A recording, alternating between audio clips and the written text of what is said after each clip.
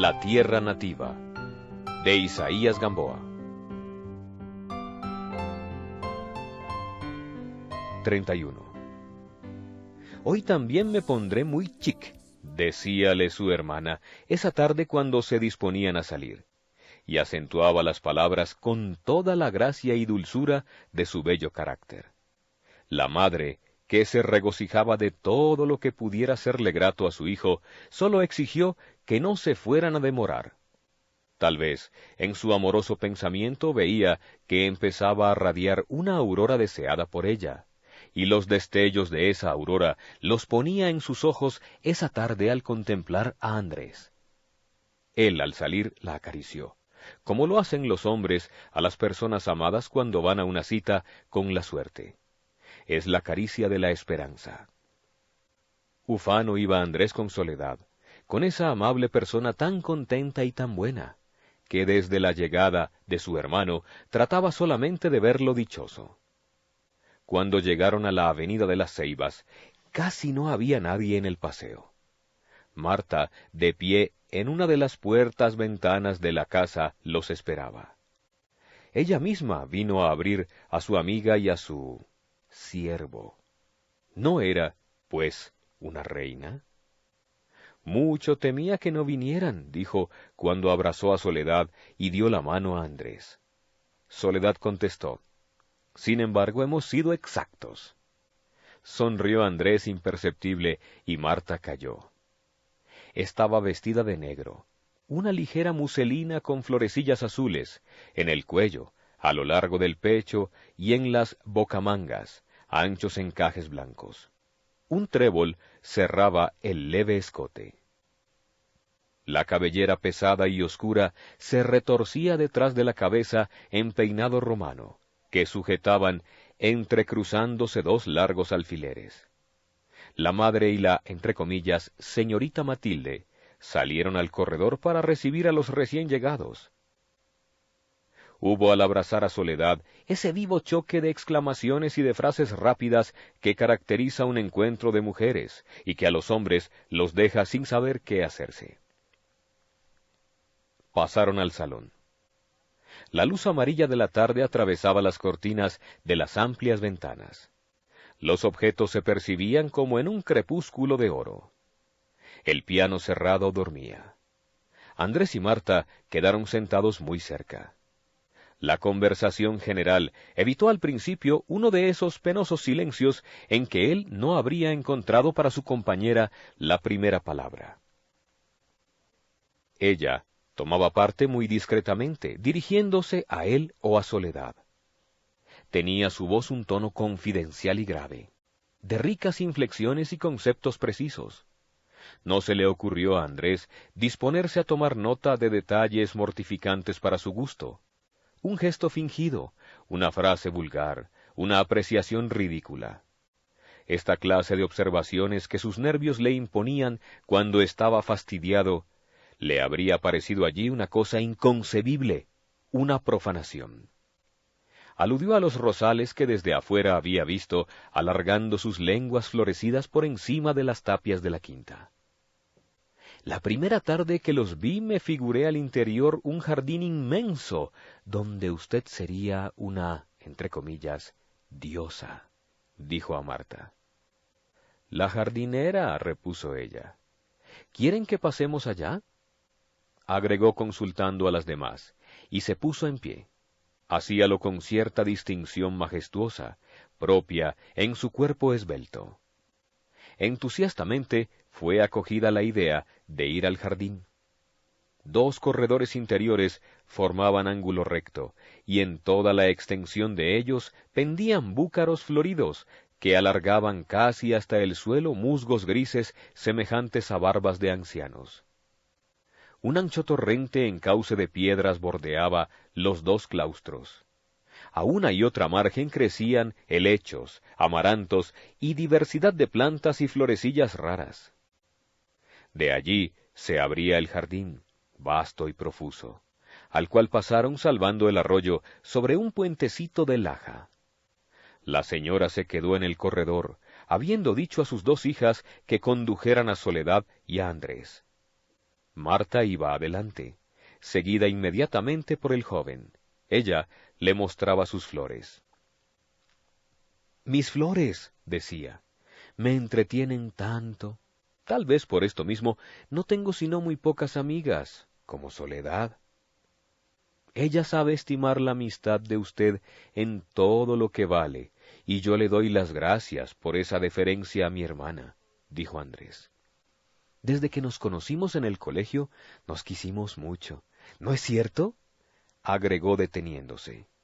Pero vio que Soledad se había quedado con Matilde ante una era de pensamientos. «¡Verbenas!», exclamó Andrés, admirando una profusión de ellas, de diversos colores, que se extendían en amplio círculo. «¿Verbenas? ¿Así también se llaman? Me gusta más el nombre que les damos aquí, corona de poeta». «Ven a ver estas violetas de color de rosal», gritó por otra parte Soledad. «Ah, son muy raras», dijo Marta a su compañero, dirigiéndose allá. En efecto, nada había más admirable. En una especie de estrella, las violetas blancas habían tomado un tinte ligeramente sonrosado, como la nieve cuando el sol de la tarde la ilumina. Cada flor era doble, a modo de pequeños botones de geranio. Admiró Andrés esa transformación tan bella y dijo que verdaderamente era obra de una hada. «¿Y cómo se verifica la transformación?», preguntó ingenuamente la aludida. «Cuando los dedos de usted acarician los pétalos», rió Festiva, entre tanto que hacía un ramito de las flores alabadas, y dándoselo le dijo: «¿Le ponemos también una corona de poeta?». Él acercó las flores a sus labios, mirándola. Ella, ante ese acto de adoración, bajó los ojos, y la blancura de la tez se tiñó levemente, como las violetas de la ofrenda. Mientras iba por los senderos, se extasiaba Andrés mirando el talle airoso de la hermosura que le precedía, y por instantes seducían sus ojos. Las blondas que al recoger ella la falda dejaba visibles. La mano que sujetaba el oscuro traje, fina y maravillosamente blanca, estaba ceñida en la muñeca por una pulsera floja, en forma de cadena, de cuya cerradura pendía un corazón. A su vista, por una asociación de ideas, pensó por la primera vez que el corazón de Marta era un santuario para él desconocido, cerrado. «¿Ama?», se preguntó, y al imaginarse que otro hombre, no él, pudiera abrir con llave de amor ese secreto, sintió agudísima la imprevista mordedura de los celos, la mordedura de esa negra serpiente que hacía tantos años estaba dormida en su pecho. Entonces se acercó a la mujer que tal sentimiento despertaba, y al frente de unos altos tulipanes que llegaban hasta el pecho de ella, se ciñó tanto a su lado que al inclinarse los dos hacia las flores, creyó sentir en su mejilla el roce de los cabellos de la amada.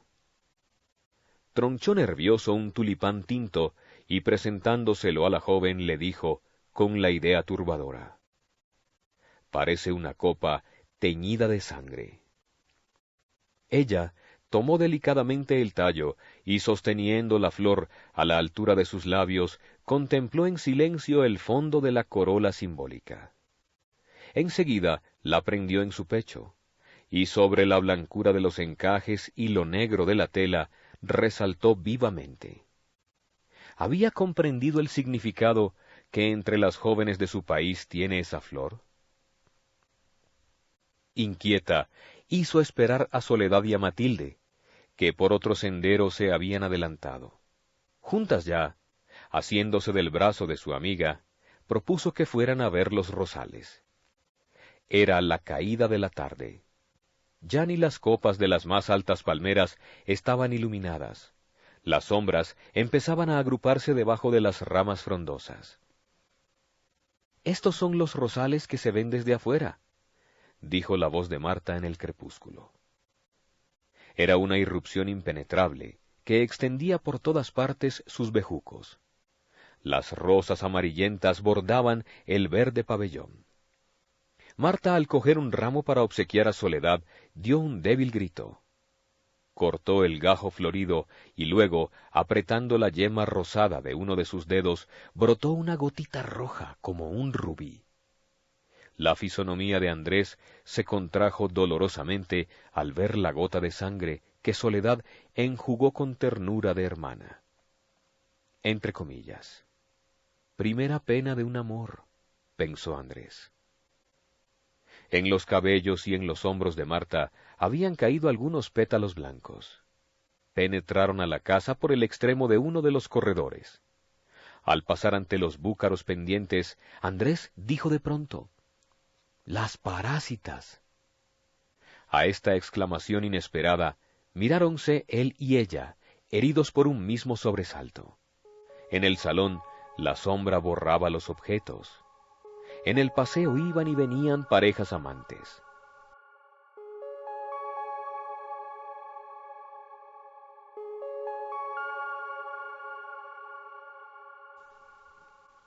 (32) No todo era flores en la vida caleña de Andrés. Su espíritu chocaba con ciertas personas y costumbres de que él ya estaba emancipado. Había alguna violencia en volver a amoldarse a la horma estrecha de ideas y modos de ser tradicionales.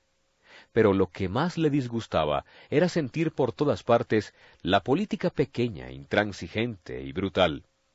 Al principio miró con indiferencia todo esto, pero al cabo empezaron a sublevarle las fachas de los vencedores.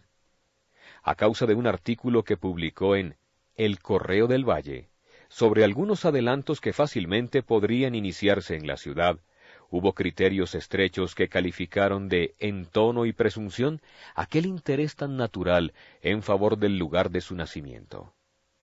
Una mañana recibió un oficio del prefecto, que le causó profunda indignación. Decía el jefe de la provincia que, deseando utilizar los servicios de Andrés en un puesto público, sólo exigía que firmara una protesta de las ideas políticas que, desgraciadamente, profesaba, las cuales se oponían abiertamente a las disposiciones del gobierno en materia de personal administrativo. Esta nota le indignó en el primer momento y luego le produjo desprecio y lástima. Para su madre fue un golpe muy cruel. «¡Ah! ¿Cómo se atreven a insultarte así?», decía llorando. «Yo creo que en ninguna parte del mundo suceden estas cosas. Si es para esto, prefiero que te vayas otra vez. Yo quedaría contenta. Bien escribías tú, que en esta tierra ya no podrías vivir».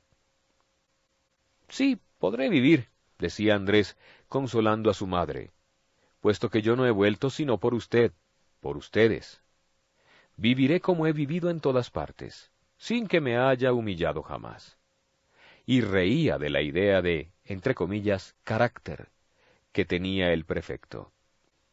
Sin alterarse, contestó el pliego diciendo simplemente, entre comillas, «No deseo pertenecer al personal administrativo», con lo cual tenía encima a la autoridad. Acordábase de lo que en Chile le decía el antioqueño Pepe Zamora, entre comillas, «No vivirá usted un mes en Colombia, lo fusilan, paisano». A tal extremo no llegaban las cosas, pero el alma de Andrés sentía una profunda amargura. Percibía por todas partes aquel malestar reconcentrado que originan las pasiones sórdidas, los odios entre opresores y oprimidos, la vida violenta de los que tienen que sufrir a cada instante la humillación. Andrés apartábase con cuidado de esta corriente oscura, pero sentía el sordo rumor y sus exhalaciones matadoras. El espíritu de los unos se había hinchado en el ejercicio de la maldad, el de los otros se había empequeñecido en el hábito de la pasividad. ¿Cuándo germinaría en esos corazones una semilla de amor? ¿Cuándo brotaría en esos cerebros una llama de luz? ¿Cuándo verían? La tierra nativa era una especie de sepulcro blanqueado, donde algo estaba muerto. era la petrificación de todo, sin un soplo de vida nueva. En la patria, desde las alturas bogotanas, nadie se había detenido un momento a escuchar el ruido de la marcha de los otros pueblos. Nadie había pensado en otras revoluciones que las de las armas. Nadie tenía idea de lo que en otras partes estaba sucediendo. Hallábanse demasiado ocupados en hacer infeliz a una tierra que fue venturosa y que podría ser lo más que tantas otras. Hallábanse ocupados en el odio y en la destrucción. Sobre la patria flotaba un soplo de demencia, levantando polvo de escombros. Además del atraso, veía Andrés la miseria causada por 3 años de guerra. Además de la miseria, el dolor, la soledad en muchos hogares. Faltaban allí el padre, muerto, el esposo, muerto, el hijo, muerto. Los huesos de ellos estarían lejos, blanqueando en las llanuras esterilizadas por la sangre, en las llanuras de las hecatombes. Casas había donde al entrar Andrés rompían en llanto general. No estaba el amigo a quien iba a buscar. Entre comillas, lo fusilaron. Entre comillas, murió de los primeros en un combate. Entre comillas, no volvió. Tales eran las respuestas de las madres o hermanas enlutadas. Y sobre aquel dolor de todo un pueblo sumiso y bueno, pero desgraciado, sobre aquella desolación, las fachas de los vencedores, las botas de los generales. Una vez, al pasar, vio abierta la puerta del colegio de Santa Librada. Entró. Nadie había allí. Un vasto silencio sustituía desde largo tiempo el rumor del estudio, aquel rumor que se parece al de las abejas fabricando la miel. Anduvo por los claustros resonantes y solos, oprimiéndosele el pecho al recordar la época de sus estudios. ¿Dónde estaban ahora sus compañeros de entonces? ¿Qué había hecho de ellos la vida? Su pensamiento se remontó a otros años, a otros tiempos de esplendor y gloria, y comparó la raza raquítica presente con aquellas generaciones extinguidas de hombres eminentes por sus virtudes y por su saber. ¿Y él no era también un degenerado? ¿Qué había hecho de la vida? Allí, donde se necesitaban obreros para la reconstrucción de todo. En su patria, en su pueblo estaba su deber. De lo más íntimo de sus reflexiones brotó este pensamiento fecundo.